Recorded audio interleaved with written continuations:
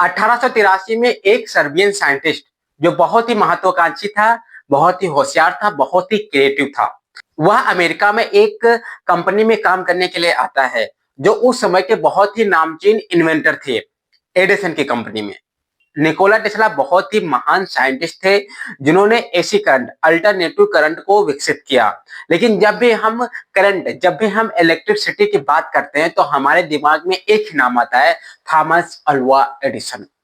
New York में जब Nikola Tesla और एडिसन की पहली मुलाकात हुई तो एडिसन ने निकोला टेस्ला को उसी समय हायर कर लिया और उसे वो प्रोजेक्ट दिया जिस पर खुद एडिसन काम कर रहे थे। वह था डीसी डायनेमो यानी कि जनरेटर। प्रोजेक्ट बहुत ही कठिन था, बहुत ही हार्ड था। एडिसन को तो विश्वास नहीं था कि टेस्ला इस प्रोजेक्ट को पूरा कर लेगा, इसलिए उसने प्रोजेक्ट देते समय टेस्ला से कहा कि अगर तुम यह प्रोजेक्ट पूरा कर लेते हो तो मैं तुम्हें $50,000 दूंगा। क्योंकि टेस्ला बहुत ही क्रिएटिव था और अपने काम में एक्सपर्ट था, अपने काम में माहिर था, तो उसने उस प्रोजेक्ट पर काम करना शुरू कर दिया। उसने जनरेटर को फिर से रीडिजाइन किया और अंततः प्रॉब्लम को सॉल्व कर लिया। जब प्रॉब्लम सॉल्व हो गई तो टेस्ला जो है एडिसन को दिखाने के लिए आया और जब एडिसन ने देखा तो वह चौंक गया, क्योंकि एडिसन को तो विश्वास ही नहीं था कि टेस्ला इस प्रॉब्लम को सॉल्व कर सकता है। जब प्रॉब्लम सॉल्व हो गई तो टेस्ला ने एडिसन से अपने $50,000 मांगे। तो एडिसन ने कहा कि शायद तुम हमारा अमेरिकी मजाक नहीं समझे, ज्यादा से ज्यादा मैं तुम्हारी सैलरी बढ़ा सकता हूँ, बस। देखिए, जब हम किसी को काम के बदले पैसे देते हैं तो वह काम के बदले पैसे नहीं बल्कि उसका सम्मान और श्रेय होता है। और जब आप इतने बड़े इन्वेंटर हो तो आपकी खुद की एक प्राइड होती है कि आपसे कहीं कोई आगे ना निकल जाए। तो एडिसन जो है टेस्ला के मामले में इनसिक्योर था कि टेस्ला जो है एडिसन को कहीं पीछे न छोड़ दे। इसलिए एडिसन ने चालाकी से उसके एक्सपेरिमेंट को अपने नाम से जोड़ दिया। टेस्ला वहां से नाराज होकर चला जाता है और एडिसन की कंपनी में रहते ही अपने प्रोजेक्ट यानी कि एसी करंट पर काम करना शुरू कर देता है। एसी करंट डीसी करंट से बहुत ही बेहतर था, लेकिन बहुत सारे जो साइंटिस्ट हैं वह यह मानने को तैयार नहीं थे कि एसी करंट डीसी करंट से बेहतर है, क्योंकि किसी की एडिसन के सामने बोलने की हिम्मत नहीं होती थी। लेकिन जो एसी करंट है डीसी करंट से बहुत ही बेहतर था। अगर सरल शब्दों में कहें तो टेस्ला एडिसन से बेहतर था।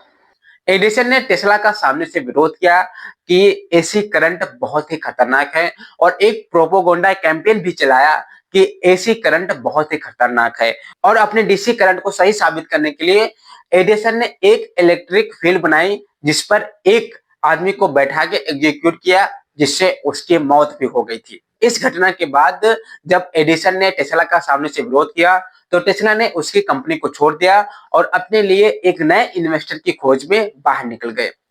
और उन्हें एक नया इन्वेस्टर भी मिल गया, जॉर्ज वेस्टिंगहाउस। जॉर्ज वेस्टिंगहाउस और टेस्ला ने मिलकर एसी करंट पर काम करना शुरू कर दिया। जॉर्ज वेस्टिंगहाउस को ना तो करंट पता था, ना इन्वेंशन पता था, ना एक्सपेरिमेंट पता था। उसको एक चीज पता था, बिजनेस। इसी के पेटेंट भले ही टेस्ला के नाम पर हो, लेकिन जब उसे बेचने की बारी आई तो जॉर्ज वेस्टिंगहाउस ने उसे अपने नाम से बेचा। तो बाद में एसी करंट को सभी लोग जॉर्ज वेस्टिंगहाउस से एसोसिएट करने लगे। बाद में बहुत सारे साइंटिस्ट एसी करंट का क्रेडिट लेने के लिए सामने आए। इस तरह एक बार फिर टेस्ला का नाम खो गया। अपने लक्ष्यों तक पहुंचने के लिए दूसरों की मेहनत, ज्ञान और समझदारी का इस्तेमाल करें। इस तरह आप बहुत ही इंपॉर्टेंट टाइम बचा लेंगे और साथ ही आपकी यह इमेज भी बनेगी कि आप बहुत ही कार्यकुशल और तीव्र इंसान हैं। आपके सहायक गुमनामी के अंधेरे में खोकर रह जाएंगे, क्योंकि लोगों की यही आदत है, जो काम आप दूसरों से करवा सकते हैं उसे खुद कभी न करें। एक अंधी मुर्गी थी जो हमेशा मेहनत करती थी और अच्छा भोजन तलाशती रहती थी। उसकी एक सहेली भी थी, लेकिन वह देख सकती थी। अंधी मुर्गी जब भी अच्छा भोजन, कुछ बढ़िया पौष्टिक भोजन निकालती थी तो उसकी आंख वाली सहेली उस भोजन को खा जाती थी। उसकी आंख वाली सहेली जो देख सकती थी हमेशा अंधी मुर्गी के साथ रहती थी और उसकी मेहनत का फल चखती रहती थी। ताकत की दुनिया जंगल की दुनिया की तरह है। कुछ जानवर खुद शिकार करके जीते हैं, लेकिन ज्यादातर जानवर दूसरों के शिकार पर जीते हैं। वे जल्द ही यह समझ लेते हैं कि अगर वे इंतजार करेंगे तो उन्हें कोई ना कोई ऐसा जानवर मिल जाएगा जो उनके लिए शिकार कर देगा। इसलिए नादान ना बने। इस समय जब आप किसी गधे की तरह काम कर रहे हैं तो आपके ऊपर भी गिद्ध मंडरा रहे हैं और आपकी क्रिएटिविटी का फायदा उठाने की सोच रहे हैं। इसके बारे में शिकायत करना या गुस्सा होना बेकार है। बेहतर यह है कि आप खुद की रक्षा करें और इस खेल को निपुणता के साथ खेलें। शक्ति का आधार स्थापित करने के बाद गीदड़ बन जाएं। इस नीति पर चल के आप बहुत सारा समय और मेहनत बचा पाएंगे। कलाकार पीटर पार रूबेंस ने जब अपने करियर की शुरुआत की, तब उनके करियर की शुरुआत में ही उनकी पेंटिंग्स की मांग बहुत बढ़ गई। उन्होंने एक सिस्टम बनाया। वे अपने बड़े स्टूडियो में दर्जनों अच्छे पेंटर्स को नौकरी पर रखते थे। उनमें से एक कपड़े बनाने में माहिर था, दूसरा बैकग्राउंड बनाने में, इसी तरह बाकी अन्य क्षेत्र के विशेषज्ञ थे। उनके इस स्टूडियो में एक साथ बहुत सारे चित्रों पर काम चलता था।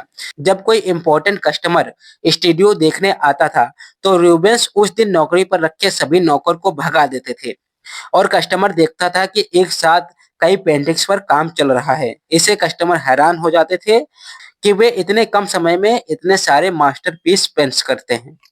यही नियम का सार है। काम दूसरों से करवाना सीखें और श्रेय खुद लें, ताकि लोगों को लगे कि आप में अनूठी शक्ति है। अगर आप हर काम खुद करना चाहेंगे, तो आपकी ऊर्जा खामखा बर्बाद होगी। और ऐसे लोगों को ढूंढें जिनमें वे योग्यताएं और क्रिएटिविटी हो, जिनकी आप में कमी हो। या तो उन्हें नौकरी पर रख लें और उनके काम पर अपने नाम का लेबल लगाना शुरू कर दें, या उनके काम पर अपने नाम चिपकाने का कोई नया तरीका सीखें। इस तरह से उनकी क्रिएटिविटी लोगों के सामने आपकी क्रिएटिविटी बन जाती है। इस नियम का इस्तेमाल आप एक और तरीके से कर सकते हैं, अतीत से सीखें। न्यूटन ने भी यही काम किया। न्यूटन ने प्राचीन, मध्ययुगीन और रेनेसां युग के वैज्ञानिकों के ज्ञान का भरपूर लाभ उठाया। शेक्सपियर ने भी यही किया। उन्होंने प्लूटार्क के कथानक, चरित्र चित्रण, यहाँ तक कि संवाद भी चुरा लिया। इतिहास के महान लोगों का ज्ञान धूल खा रहा है। यह ज्ञान इंतजार कर रहा है कि आप आएं, उनके कंधे पर खड़े हो जाएं। उनका ज्ञान आपका ज्ञान होगा, उनका वाक कौशल आपका वाक कौशल होगा, उनकी मेहनत आपकी मेहनत होगी, उनकी क्रिएटिविटी आपकी क्रिएटिविटी होगी, उनकी महानता आपकी महानता होगी। और वे सभी कब्र से उठकर कभी भी लोगों को यह बताने नहीं जाएंगे कि आपने उनका ज्ञान चुराया है। आपके पास दो रास्ते हैं, या तो मौलिक काम करें, जिंदगी भर मेहनत करें, लगातार गलतियां करें, अपना समय ऊर्जा बर्बाद करें, या अतीत की सेनाओं का इस्तेमाल करके किला फतह कर लें। बिस्मार्क ने कहा था, मूर्ख लोग कहते हैं कि वे अपने अनुभव से सीखते हैं। वीडियो समाप्त होने से पहले मैं आपसे एक सवाल पूछना चाहता हूँ। आप क्या बनना पसंद करेंगे? वो मनुष्य जिसे गीदड़ नोच रहा है, या वह गीदड़ जो मनुष्य को नोच रहा है?